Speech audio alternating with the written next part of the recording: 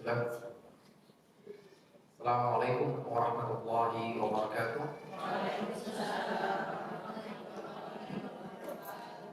Innal hamdalillah nahmaduhu wa nasta'inuhu wa nastaghfiruh wa na'udzu billahi min shururi anfusina wa min sayyiati a'malina man yahdihillahu fala mudilla lahu wa man yudlil fala hadiya lahu. Asyhadu an la ilaha illallah wahdahu la syarika lahu wa asyhadu anna Muhammadan 'abduhu wa rasuluh. Allahumma salli wa sallim ala nabiyyina Muhammadin wa ala alihi wa sahbihi wa man tabi'ahum bi ihsan ila yaumiddin. Amma ba'd.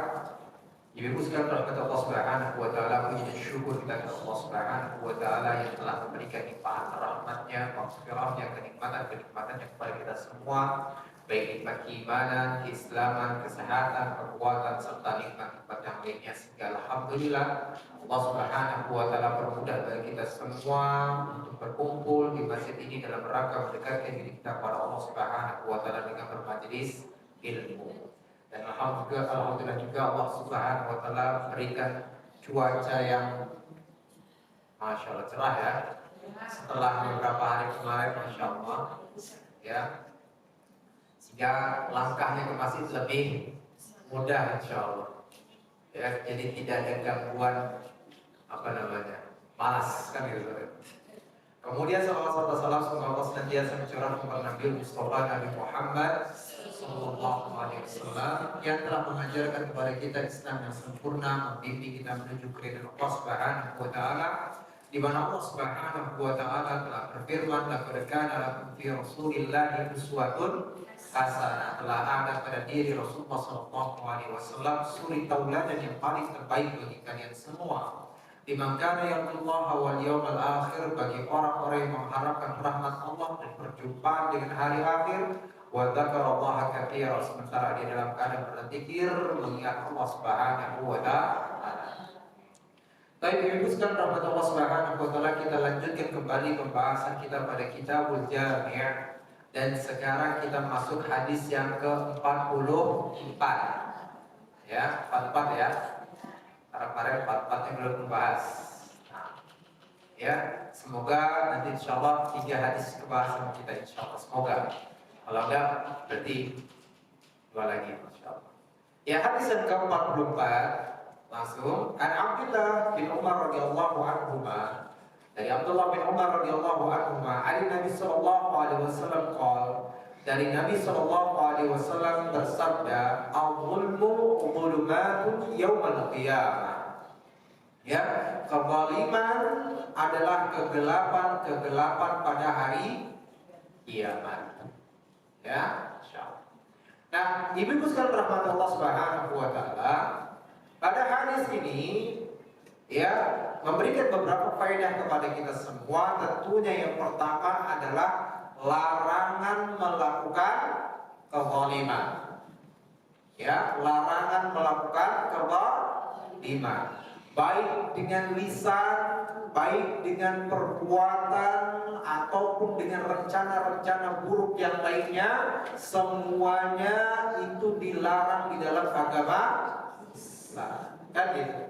Bahkan ketika seseorang berniat untuk menzalimi orang lain saja, itu dilarang, cepat-cepat dihilangkan. Kenapa?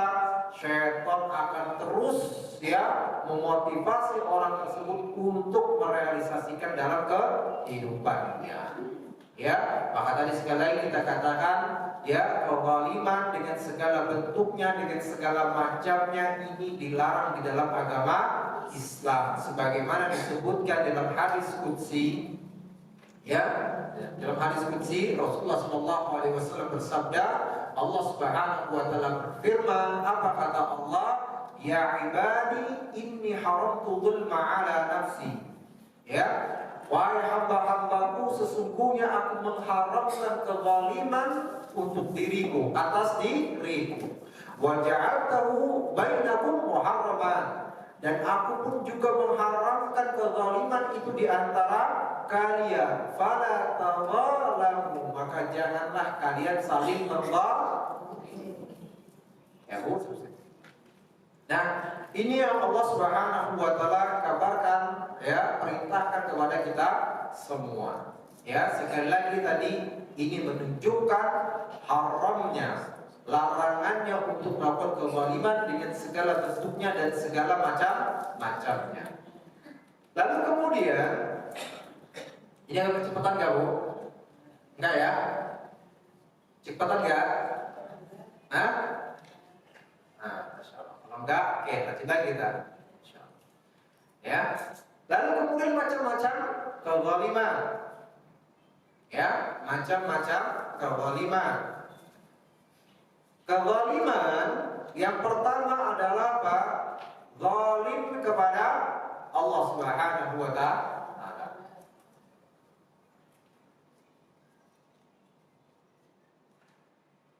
Nah, maksud zalim kepada Allah Subhanahu wa taala bukan berarti apa? Menyakiti Allah, bukan. Gak ada yang mampu satu orang pun yang bisa menyakiti Allah Subhanahu wa taala. Nah, namun maksud di sini menzalimi Allah Subhanahu wa taala, dia menyelewengkan ibadahnya kepada selain Allah Subhanahu wa taala, atau dia tidak beribadah kepada Allah Subhanahu wa taala. Kan gitu. Ya Bu. Nah, ini kita katakan zalim kepada karena Allah yang sudah memberikan kenikmatan kepadanya, Allah sudah memberikan kebaikan-kebaikan kepadanya, Allah yang memberikan kesehatan kepadanya, Allah yang memberikan keluarga yang baik, anak-anak yang soleh dan soleha, ya kan gitu. Namun kemudian apa? Dengan segala kenikmatan-kenikmatan tersebut, ternyata apa? Dia menyelewengkan ibadahnya kepada selain Allah Subhanahu wa taala, atau dia ingkar kepada Allah Subhanahu wa taala dengan melakukan berbagai kemaksiatan. Kan itu ingkaran kepada Allah Subhanahu wa taala. Ya. Makanya Allah Subhanahu wa taala menyebut apa? Wal kafiruna humul zalimun, dan orang-orang kafir mereka itulah orang-orang yang zalim. Dan juga Allah Subhanahu wa taala berfirman, apa kata Allah? Inna syirka la zulmun azim. Ya, sesungguhnya kesyirikan adalah kezaliman yang paling terbesar. Ya Bu, hati-hati ya Bu ya. Nah, ini kita dapatkan di Indonesia ini banyak banget segala macam kesyirikannya. Ya, banyak banget kan itu. Baru kemarin yang diterpa kena banjir kan seperti itu. Apa namanya? Guci. Ya, Sungai Guci. Nah, kan gitu. Di mana orang-orang mencari keberkahan di sana. Siapa yang mengajarkan ini semua? Ya, Allah dan Rasulnya tidak memberitahukan bahwasanya apa? Ini tempat bisa memberikan keberkahan. Tapi kebanyakan manusia kenapa datang ke sana untuk mencari keberkahannya sampai Allah Subhanahu wa taala hancurkan tempat tersebut. Kan enggak? Ya. Nah, masih banyak lagi. Sekarang kita katakan apa? Kezaliman, kesyirikan yang lainnya. Dan sekali lagi kesyirikan tersebut ya adalah kezaliman yang paling besar. Ya, ada syirik besarnya, ada pula syirik kecil yang harus diperhatikan. Ya, kayak riyanya, kayak sum'ahnya, dan nanti insya Allah kita akan bahas pada hadis insya Allah. Nah, itu kita katakan zalim kepada Allah Subhanahu wa taala. Lalu kemudian zalim kepada diri sendiri.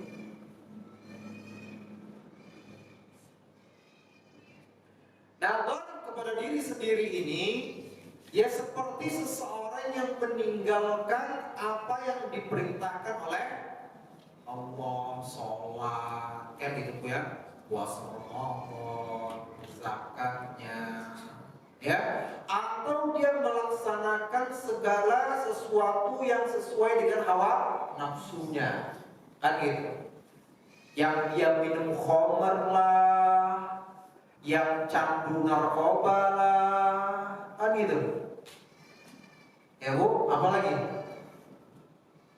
Ya, yang merokok lah. Nah, yang merokok ini nggak tahu nih, zalim pada diri sendiri sama orang lain juga nih kan seperti itu. Ya, nah, Allah Subhanahu wa taala atau bunuh diri. Ya, itu kalimat kan seperti itu ya. Dan Allah Subhanahu wa taala telah berfirman dalam surat Al-Baqarah ayat 155. Apa kata Allah? Wala tulqu bi aydikum ila tahluka. Ya, dan janganlah kalian jerumuskan diri kalian dalam kebinasaan. Ya, artinya nggak boleh ya mukul-mukul dirinya sendiri. Nah itu nggak boleh. Ya Bu, melakukan hal yang nggak bermanfaat, nyoba-nyoba apa? Nyoba-nyoba misalnya. Ya nyoba-nyoba tes kekuatan, lompat dari mana? Dari atas masjid ke bawah. Ya kalau nggak ada manfaatnya jangan gitu ya. Ya nggak usah seperti itu. Nah ini kita katakan zalim terhadap dirinya sendiri. Dan Rasulullah juga mengatakan apa? La tarar wala dirar. Janganlah kalian menyakiti diri kalian sendiri dan juga menyakiti orang. Oke, ini yang kedua. Jadi pada dasarnya yang satu dan kedua ini masih ada kehubungannya, ya, Bu, masih ada hubungannya. Artinya siapapun orang yang meninggalkan sholat, selain dia menzalimi Allah Subhanahu Wa Taala karena Allah telah memberikan apa kenikmatan yang banyak kepadanya, dia pun juga zalim kepada dirinya sendiri. Karena apa? Dia menjerumuskan dirinya ke dalam azab neraka jahanam dengan meninggalkan sholat-sholat yang diperintahkan oleh Allah. Kan gitu. Dan dia juga mendatangkan murka Allah Subhanahu Wa Taala di dunia ini. Artinya apa? Dengan dia meninggalkan sholat, dia hilangkan keberkahan untuk dirinya, untuk keluarganya, kan gitu. Ya Bu. Nah, lalu kemudian yang ketiga adalah apa? Zalim kepada orang lain. Ya, zalim kepada orang lain. Jadi banyak banget contohnya Bu ya. Dengan gibahin orang lain, dengan menjatuhkan kehormatan orang lain, dengan fitnah orang lain, mukul orang lain, menumpahkan darah orang lain, ya gitu Bu, ya, ngambil harta orang lain, ngutang nggak dibayar-bayar, ya, datang yang ngemis-ngemis pas diminta marah-marah, repot kayaknya sudah itu, ya maka tidak boleh ya. Dan Rasulullah SAW telah bersabda, apa kata Rasulullah? Fa inna dima'akum wa amwalakum ya wa a'radakum bainakum haram. Sesungguhnya darah-darah kalian, ya, harta-harta kalian dan juga kehormatan kalian itu diharamkan di antara kalian. Artinya apa?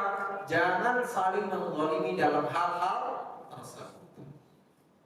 Ya Bu, ya Pak, nggak boleh bunuh orang lain, nggak boleh menyakiti orang lain, nggak boleh apalagi memukul orang lain, menjatuhkan kehormatan orang lain, gibahin orang lain. Ini yang paling simpel apa Bu? Gibah yang paling banyak. Ya Bu ya, yang paling banyak, yang paling enak, yang paling enggak. Ya, Masya Allah.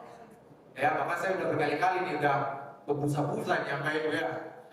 Hati-hati kan, ya hati-hati. Ya, yang laki-laki itu banyak gibah, apalagi yang ibu.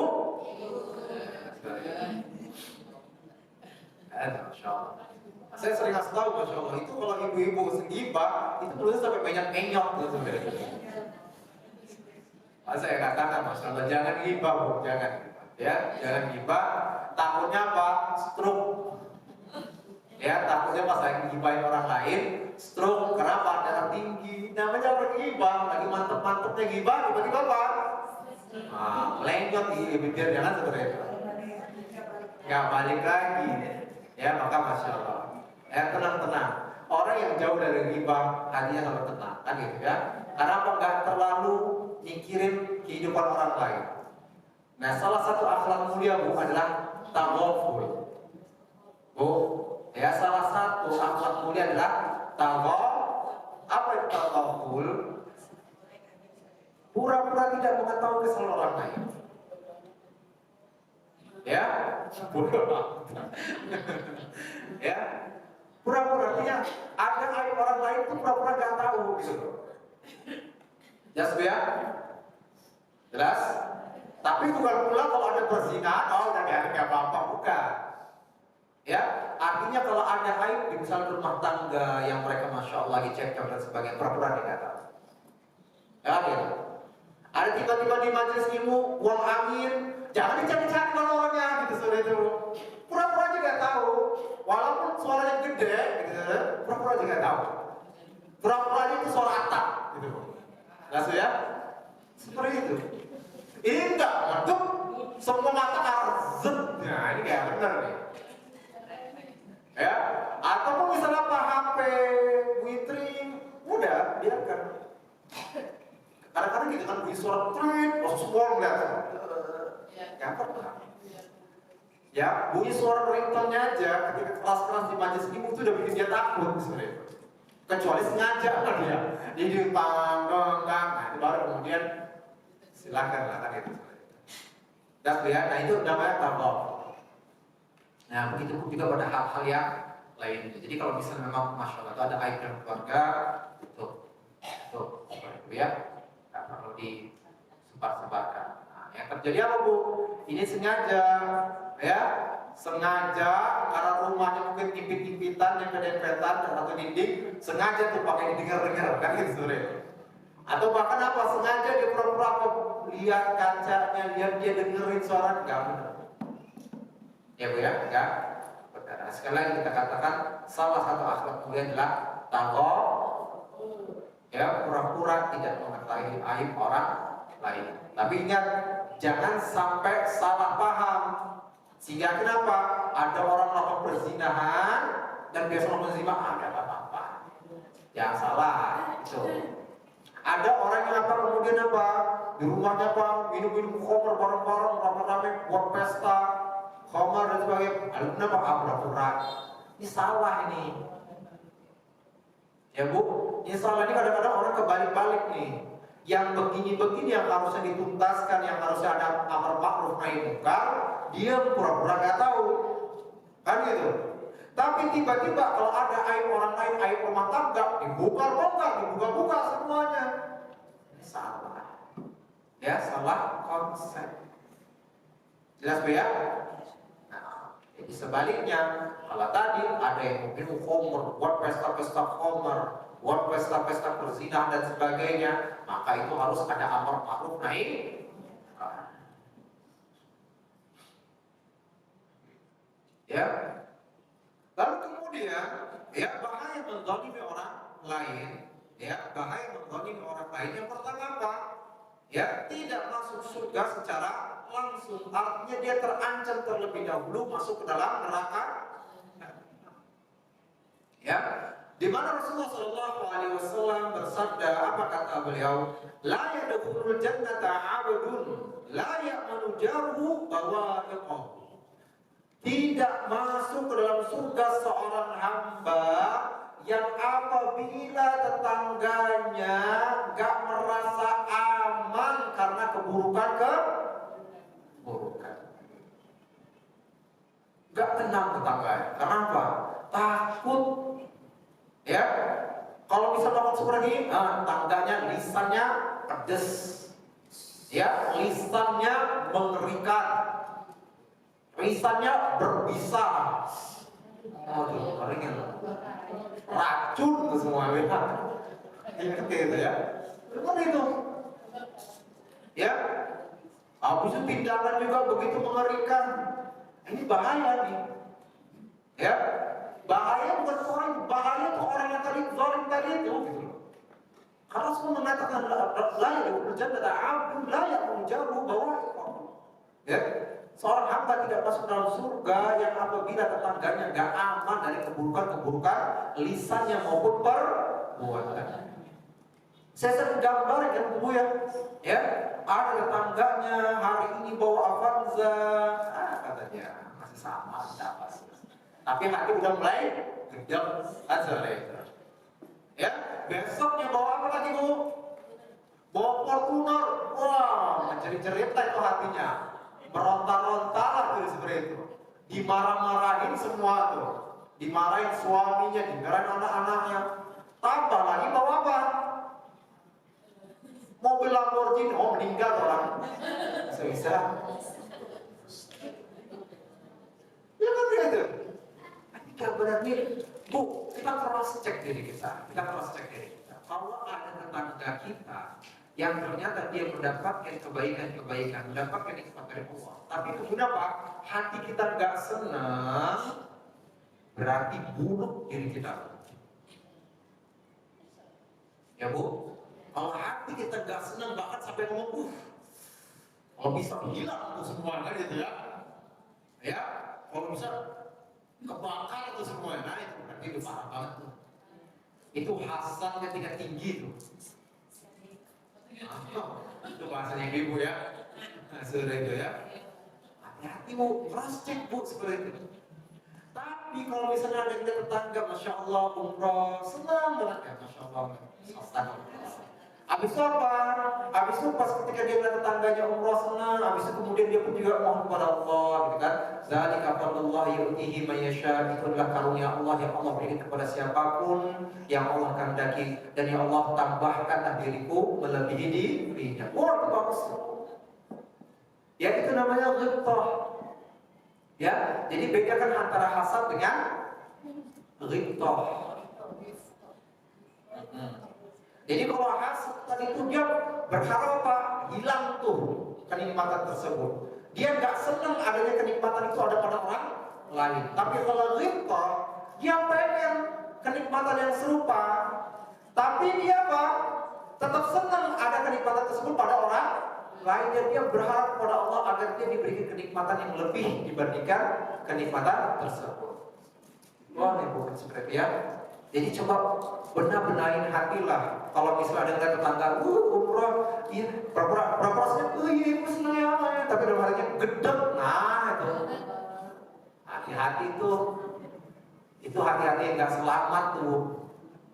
Ya Bu, itu hati-hati yang nggak selamat, hati-hati yang berpenyakitan. Ya Bu, tapi kalau tadi Masya Allah melihat. Nah, tapi kalau muncul yang seperti tadi Bu, langsung dilawan, maka insya Allah dia dapat pahala 2. Ya Bu, karena apa? Tadi pahala Masya Allah dia berusaha untuk bersikap baiknya, seperti itu ya. Lalu kemudian kedua apa? Dia tadi pahala karena apa? Dia berjihad untuk melawan hasad tersebut. Ya. Ya, jadi dia pertama dia ketika dia berbuat baik kepada orang lain, dia tertawa, tersenyumnya bahagia, dia seperti itu. Yang kedua apa? Tadi dia tetap melawan penyakit hasad. Tapi kalau misalnya dibawa terus sampai rumahnya masih gedek, malah kemudian dipikirkan rencananya bagaimana untuk menghancurkan kenikmatan tersebut, nah, dosanya menjadi jadi Bu. Ya, dan penyakitnya akan terus tumbuh sampai orang tersebut gak bisa lagi menghilangkan apa penyakit tersebut, kesusahan untuk menghilangkan penyakit tersebut. Jelas Bu? Jelas sampai sini? Nah, lalu kemudian yang kedua, ya hasil dari kezaliman tersebut itu apa? Menjadi orang yang bangkrut. Ya, kita udah sering berkali-kali menyebutkan ya tentang hadis orang yang itu apa? Dia mengumpul pahala yang banyak dari sholatnya, puasanya, zakatnya, kan gitu ya, dari zikirnya dan lain sebagainya, ibadah-ibadahnya. Tapi apa? Karena dia menzalimi orang lain, maka pada hari kiamat, ya pahala-pahala ibadahnya tadi ditransfer kepada orang-orang yang telah ia zalimi. Dan apabila pahalanya sudah habis, sebaliknya dosa-dosa orang-orang yang telah ia zalimi ditransfer kepada dirinya, lalu kemudian dia pun diseret, lalu kemudian ditempahkan ke dalam neraka jahanam. Nah Bu, nah ini adalah orang yang pengen Bu? Pengen? Jadi bangkrut itu bukan masalah harta aja nih. Ya, bangkrut juga dalam masalah akhirat, dan ini malah yang lebih penting. Lalu kemudian ya dia mendapatkan azab yang pedih, ya Bu. Dia mendapatkan azab yang di mana Allah Subhanahu wa taala berfirman, apa kata Allah? Innamas sabilu 'alal ladzina yadhlimuna an-nas. Sesungguhnya dosa itu atas orang-orang yang menzalimi manusia. Wa yabghuna fil ardi bighairil haqq. Lalu kemudian dia pun melampaui batas di muka bumi ini dengan cara yang tidak benar. Ulaika lahum 'adzabun alim. Maka mereka itulah orang-orang yang mendapatkan azab yang begitu pedih. Jelas Bu? Nah ini kita katakan apa? beberapa dari ancaman-ancaman orang yang menzalimi atau berbuat zalim. Nah,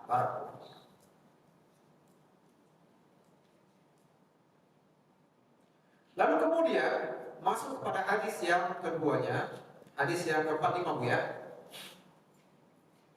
An Jabir bin Abdullah anna Rasulullah sallallahu alaihi wasallam qala, dari Jabir bin Abdullah bahwasanya Rasulullah sallallahu alaihi wasallam bersabda, ittaqul dzulma, ya, berhati-hatilah kalian dari kezaliman, fa inna dzulma dzulumatun yaumal qiyamah, karena sesungguhnya kezaliman adalah kegelapan pada hari kiamat. Wattaqus syuhha, dan berhati-hatilah kalian dari sifat pelit dan tamak, fa inna syuhha ahlaka man kana qablakum, karena sesungguhnya penyakit syuh, yaitu penyakit kikir dan tamak, itu membinasakan orang-orang sebelum kalian. Ya, baik.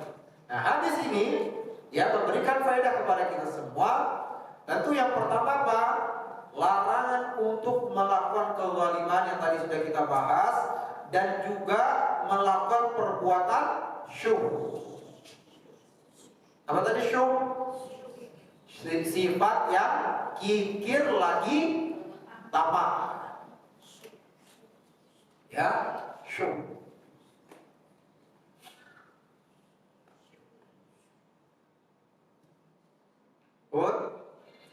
Sabun. Nah, Allah Subhanahu wa taala memberitahukan ya tentang keberuntungan bagi orang-orang yang terjauhkan dari penyakit syuh ini tadi. Ya. Di mana Allah Subhanahu wa taala berfirman dalam surah Al-Hasyr ayat 9. Ya. Al-Hasyr ayat 9, apa kata Allah? Wa may yuqa syuhha nafsihi fa ulaika humul muflihun. Barang siapa yang terjauhkan dari penyakit syuh tadi, yaitu penyakit kikir dan tamak, ya, maka mereka itulah orang-orang yang beruntung. Ya, mereka beruntung baik di dunia maupun di akhirat nanti. Ya, mereka beruntung di dunia dan di akhirat. Kenapa? Lihat, orang-orang yang gak pelit dan orang-orang yang gak tamak ini, ketika di dunia dia banyak bersyukur, betul gak Bu? Ya kan gitu. Allah berikan kepadanya apa? Harta segini, alhamdulillah. Kan gitu seperti itu. Ya, akhirnya apa? Dipikir sama dia, bagaimana dia bisa memberikan manfaat kepada orang lain dengan hartanya yang pas-pasan. Jadi kemudian apa tadi? Masya Allah, dengan hartanya yang pas-pasan, dia bersyukur, hatinya mendapatkan ketenangan terus, mendapatkan kedamaian, dan ketika dia memberikan juga kepada orang lain, bahagia gak Bu? Bahagia gak? Kalau ada di antara ibu-ibu sekalian, Masya Allah, ketika dia bersedekah dari Allah Subhanahu wa taala, kemudian dia merasa bahagia, nah berarti apa Bu? Ada tanda-tanda kebaikan dalam hatinya. Tapi kalau ketika memberikan, aduh, beringat, aduh, makan di warteg lebih enak dengan seperti itu. Repot pun seperti itu. Ya, mau ngasih apa? Mau ngasih 10.000, aduh, lebih baik beli gorengan. Enggak. Ya. Tapi Masya Allah, kalau ada seseorang yang tiap harinya dia bersedekah di jalan Allah Subhanahu wa taala, ya, walaupun 2.000 atau 1.000, Masya Allah Bu, ya, damai hatinya, tenang jiwanya. Lalu kenapa Allah tambah lagi rezeki? Nah Bu, saya sudah menyampaikan hal ini berkali-kali. Ada di antara ibu-ibu yang sudah menerapkan belum Bu? Infaknya setiap hari? Insya Allah belum. Insya Allah sudah tuh belum? Baru sepi banget ya ngomong. Nah, ya kan gitu. Ya Bu. Jadi jangan berinfaknya kapan? Ketika hari Kamis saja bukan. Ya, udah. Tapi tapi setiap hari. Kan saya sering beritahukan, fungsi untuk berinfak setiap hari, pertama ini untuk mengikis kebakilan, pelitnya itu, tamaknya terhadap dunia itu dikikis tuh dengan apa? Yang kedua apa? Kan gitu, membiasakan untuk berinfak.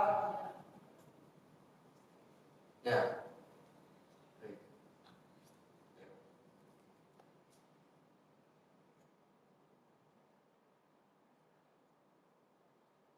Masya Allah. Banyak yang sakit terus ya, Masya Allah ya. Masya Allah. Tapi ya tadi, Masya Allah. Semoga yang sakit tadi kita doakan, semoga Allah Subhanahu Wa Taala ya berikan kesembuhan kepada beliau ya. Masya Allah. Ya, tapi tadi, Masya Allah, kalau memang seperti itu, berarti kita Insya Allah berarti 2 hadis saja ya. 2 hadis Insya Allah. Nah, tadi kita katakan, ya, jadi itu berkaitan dengan apa? Berkaitan dengan penyakit syuh tadi ya. Penyakit syuh tadi. Jadi akhirnya apa? Kalau ada orang-orang yang terjauhkan dari penyakit tersebut, dia beruntung dunia dan dunia, Masya Allah, tertenang dan sebagainya. Dan tadi Masya Allah, orang yang infak setiap hari apa? Tuh, kikirnya hilang, kemudian kebiasaan dia untuk berinfak. Yang ketiga apa? Rezekinya terus ditambah oleh Allah. Kan gitu, dia membuka keberkahan dalam kehidupannya. Saya katakan rezeki ini bukan hanya sekedar rezeki harta, tapi semuanya. Kan gitu. Artinya apa? Hartanya bertambah, kesehatannya terjaga, kan gitu ya. Ya, permasalahan-permasalahannya jadi mudah, ya kan itu. Yang bahkan kalau seandainya pun dia harus dapat sebuah bencana gitu seperti itu, maka Allah jaga sehingga akhirnya apa? Dia tidak terlalu kena efeknya. Kan seperti itu. Ya Bu? Nah ini kita katakan. Itu semua apa? Perlindungan dari Allah. Karena apa? Tadi Masya Allah. Ketika apa? Dia berinfak di jalan Allah. Ya Bu? Masya Allah. Nah, penyakit syuh ini, ya, ini pasti akan membawa kepada kezaliman. Jadi bedakan antara sifat bukhal, yaitu sifat bakhil, dengan sifat syuh tadi. Kalau sifat bakhil, kita sering ngomong bakhil ya, bakhil lah. Nah ini maknanya pelit. Ya Bu, ini kok pelit, kikirlah bahasa seperti itu. Ya. Tapi kalau syuh, itu selain dia kikir, pelit, dia pun juga tak pengen ngambil harta orang lah. Sampai dia tingkat ketampangan tersebut, sampai dia apapun pengen ngambil harta orang. Pokoknya bagaimana caranya untuk ngambil harta sebanyak-banyaknya, mau pakai cara halal, cara haram, haram semuanya. Jelas Bu? Jelas? Nah, makanya Allah Subhanahu wa taala berfirman, apa kata Allah? Ya, wa may yabkhal fa inna ma yabkhalu an nafsihi. Barang siapa yang bakhil, maka sesungguhnya dia bakhil untuk dirinya sendiri. Bu. Ya. Ada orang bakhil pelit, Bu. Ketika dia pelit itu termasuk kepada dirinya sendiri enggak, Bu? Sekali. Kadang-kadang supaya hartanya nggak berkurang, ya, makannya garam aja tuh. Padahal dia punya harta yang banyak, gitu loh. Ya, punya harta yang banyak, anak-anaknya makan garam, dia makan garam karena takut hartanya berkurang. Nah, untuk dirinya sendiri saja dia bakhil, apalagi untuk orang. Masih keren juga kalau apa? Kalau kehidupan Masya Allah, dia hari-hari makan tempe dan sebagainya. Tapi kenapa? Kalau untuk bersedekah dengan Allah, baru tuh dia besar-besar. Wah, itu keren. Ya Bu, itu keren banget. Ada yang itu Bu? Enggak ada lah. Ada nggak Bu? Ada. Alhamdulillah. Sorry. Ya, Insya Allah. Saya berdoa semoga ibu-ibu di sini semua adalah seperti itu, Masya Allah. Ya. Nah, kita kata sulit, ya. Kalau ada yang seperti itu, masya Allah bagus kan gitu. Tapi juga jangan sampai juga akhirnya pelit terhadap dirinya sendiri. Akhirnya pas sampai tadi anak-anaknya kena penyakit apa, Bu? Busung lapar. Ya kan gitu. Busung lapar, gizi, kan gitu. Ya enggak lah, kan gitu. Tetap artinya berimbang. Ya, dia infak kepada orang lain, dia juga apa? Ya, berinfak kepada dirinya sendiri, berinfak kepada anak-anaknya, berinfak kepada istri dan pasangannya. Kan itu. Karena apa? Masing-masing itu mempunyai haknya. Fa'tul ladzi haqqin haqqahu. Maka berikanlah kepada orang-orang yang punya hak tersebut hak-hak mereka. Jadi punya hak berikan. Kalau bisa diberikan secara adil, masya Allah bagus sekali. Ya Bu, jangan sampai akhirnya apa? Ada yang terzalimi dalam hak-hak tersebut.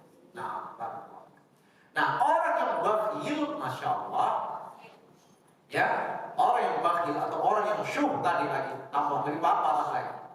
Apa kata sebagian para ulama? Fayaqulu aishuhu fid dunya aishul fuqara. Ya, kata para ulama, fayaqulu aishuhu fid dunya aishul fuqara. Ya, bahwasanya orang-orang yang bakhil ini, ya, kehidupan mereka di dunia seperti kehidupannya orang-orang fakir. Ya Bu, kayak orang fakir. Tapi kata para ulama, wa hisabuhu fil akhirah hisab al-aghniya. Sementara hisabnya di akhirat nanti seperti hisabnya orang kaya. Dan meruginya orang-orang yang bakhil. Jadi dia hidup di dunia ini kayak orang fakir, takut ngeluarin uangnya, kan seperti itu. Bakhil, menderita banget, kayaknya jangan sampai uang ini apa? Keluar. Akhirnya apa? Untuk beli ini enggak, untuk beli ini enggak, untuk beli ini enggak, untuk infak orang lain enggak, pokoknya enggak pokoknya. Akhirnya apa? Anak busuk lapar seperti itu. Kan gitu. Jadi hidupnya di dunia seperti orang fakir, tapi hisabnya di akhirat hisabnya orang kan? Karena hartanya ada gitu. Itu dihisab semua tuh. Dipakai apa? Istri kamu pakai enggak? Kamu berikan haknya enggak? Anak-anak kamu diberikan haknya enggak? Orang tua kamu diberikan haknya enggak? Kerabat kamu diberikan haknya enggak? Orang-orang miskin di sekitar kamu diberikan haknya tidak? Kan gitu. Kaum muslimin yang di Palestina diberikan haknya tidak? Terus mau tanya. Kayak merugi banget gitu. Merugi. Beda dengan orang-orang yang terbawa tadi. Dia infak, hati yang tenang, hatinya tentram, bahagia, dan dia yakin lagi apa? Akan janji-janji Allah Subhanahu wa Ta'ala yang akan memberikan rezeki yang lebih banyak lagi kepadanya. Dilancarkan semua masalah-masalahnya, kemudahan dalam kehidupannya. Ya, maka masya Allah, Bu, ya, kalau ada artinya kesempatan gitu. Sekali lagi kita katakan manfaatkan dengan baik. Kalau wajah di sini Ibu kayaknya wajah-wajah sehat semua kan? Wajah-wajah beruang semua. Beruang.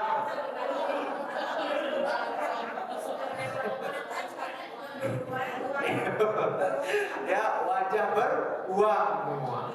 Ya, maka masya Allah. Jadi jangan sampai kelihatan kayak orang miskin. Ya Bu. Tadi saya katakan, Bu, belum bisa 5.000 sehari, 1.000 sehari. Kan gitu. Ya. Belum bisa berapa lagi tadi? Kita katakan, belum bisa 10.000, 2.000. Belum bisa 20.000, 5.000. Artinya seberapa kapasitas ibu sekalian? Nah, saya yakin masya Allah Bu, kalau ibu sekarang mau mulai dari sekarang apa? 1.000, tapi tiap hari ya, tiap hari, ingat, bukan hari Kamis, dan itu pun sebulan sekali. Artinya 1.000 lah, kan itu, repot kayak gitu. Ya, tapi setiap hari, saya yakin masya Allah Bu, dalam waktu sepekan ibu akan mendapatkan efeknya Bu, mendapatkan pengaruh dalam kehidupan ibu sekalian. Ya, apalagi kalau tadi itu kita katakan Tapi apa? Kita lakukan semuanya karena Allah. Pertama karena Allah, karena Allah, karena Allah, karena Allah, karena Allah. Baru berapa? Supaya kehidupan kita dimudahkan oleh Allah, diberikan perlindungan oleh Allah Subhanahu wa Ta'ala. Ya Bu ya. Yang terakhir, Masya Allah, pas jam 5, ya, itu ancaman bagi orang yang bakhil. Allah katakan dalam surah apa? Apa kata Allah dalam firman-Nya? Wala yahsabanna alladziina yabkhuluna bima aataahumullahu min fadlihi huwa khairul lahum bal huwa syarrul lahum. Ya kata Allah, ya. Wala yahsabanna alladziina yabkhuluna bima aataahumullahu min fadlihi. Dan janganlah orang-orang yang bakhil terhadap harta atau karunia yang telah Allah berikan kepadanya dari harta-harta tersebut, ya, huwa khairul lahum, itu menjadi kebaikan untuk dirinya, bal huwa syarrul lahum, bahkan itu menjadi keburukan untuk dirinya. Sayuqawwaquna ma ghafilu bihi yaumil qiyamah, dan harta yang dibakhilkan tadi akan dikalungkan pada hari kiamat nanti sebagai pemberat azabnya. Bahkan disebutkan dalam sebuah riwayat berkenaan dengan ayat ini, Rasulullah SAW memberitahukan bahwasanya hartanya tadi yang dipelitkan sama dia, yang dibakhilkan sama dia tadi, kenapa? Dijadikan seperti ular yang begitu besar, ya, yang mempunyai 2 taring yang berbisa, ya Bu, yang penuh dengan racunnya. Lalu kenapa dia pun menggeliat di tubuh orang tersebut? Ya, lalu kenapa sambil kemudian menancapkan bisanya di leher orang tadi? Lalu kemudian berkata, inilah hartamu, inilah simpananmu yang selama ini tidak engkau keluarkan di jalan Allah Subhanahu wa Ta'ala. Ini kita katakan, ya, adalah apa? Ya, beberapa dari ancaman bagi orang-orang yang bersikap apa? Nah, yang bakhil saja seperti itu, apalagi yang syukur tadi. Sudah bakhil lah ia, tamak pula dia terhadap harta, sehingga dia pun berusaha untuk menghalalkan harta orang lain, mengambil harta orang lain dengan cara apapun itu.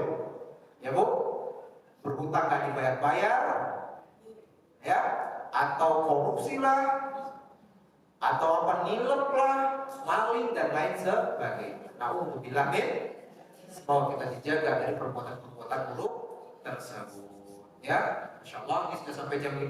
Tadi katanya insyaallah ada yang sakit dan pengen dikunjungi. Dan tadi kita doakan yang sakit semoga Allah Subhanahu wa Ta'ala berikan kesembuhan kepadanya, ya, dan disegerakan penyembuhannya. Dan kemudian semoga apa yang kita pelajari hari ini bermanfaat bagi kita semua.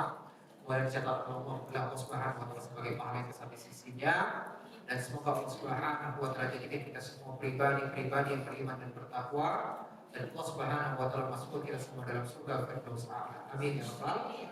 Mari kita tutup dan baca doa kafaratul majlis. Subhanallah wa bihamdika asyhadu an la ilaha illa anta astaghfiruka wa atubu ilaik. Assalamualaikum warahmatullahi wabarakatuh.